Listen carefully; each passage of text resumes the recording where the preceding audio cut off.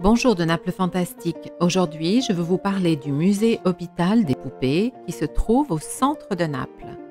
Dans le centre antique de Naples, il est permis à tous de rêver. Parcourons San Biagio dei Librai en laissant derrière nous Santa Chiara et le Gesù Nuovo. Cette rue, très souvent, est appelée aussi Spaccanapoli.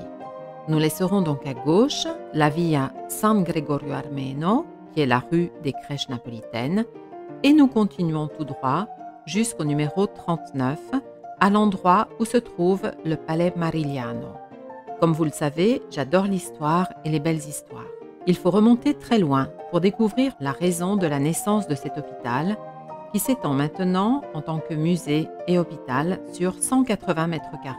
Il s'agit de l'hôpital des poupées le plus ancien d'Italie. Luigi Grassi, à la fin du 19e siècle, travaillait en tant que scénographe du théâtre de cour et de celui des pupi. Les pupi, ce sont les marionnettes.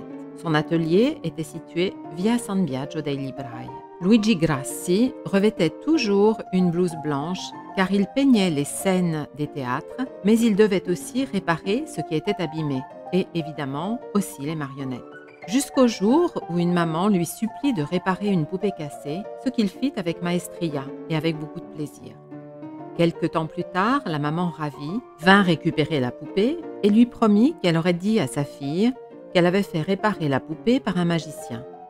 Évidemment, la nouvelle passa de bouche à oreille et les mamans apportaient la poupée unique de leur fille qui souvent était cassée. Un jour, une personne passant par là s'exclama « On dirait l'hôpital des poupées ».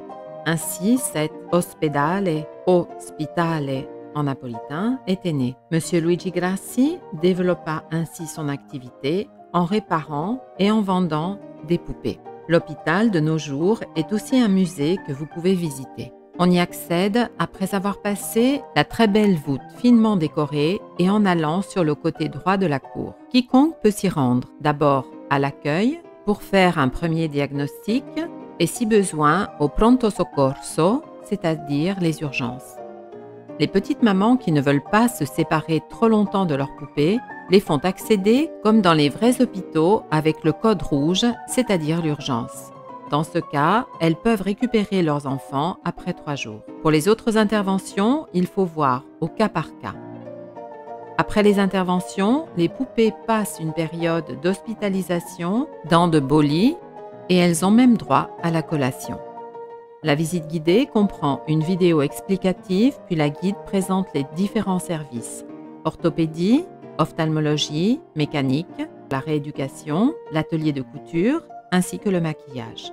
Pour remettre à neuf les poupées, les marionnettes et même vos peluches, vous avez choisi le lieu idéal où la tradition est passée de père en fils sur 4 générations.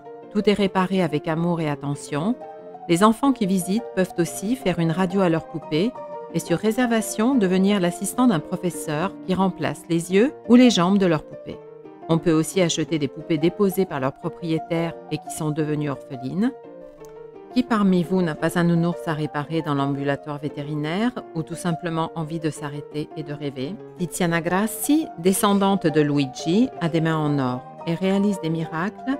Elle traite avec attention et gentillesse ses patients, tout comme les docteurs et les infirmières qui travaillent avec elle. Toutes les informations concernant le musée hôpital sont à l'intérieur de la description YouTube.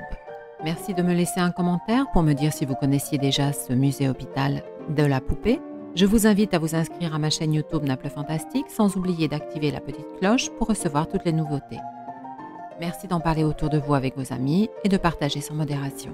Nous vous attendons bientôt en compagnie et évidemment dans le Museo Ospedale delle Bambole.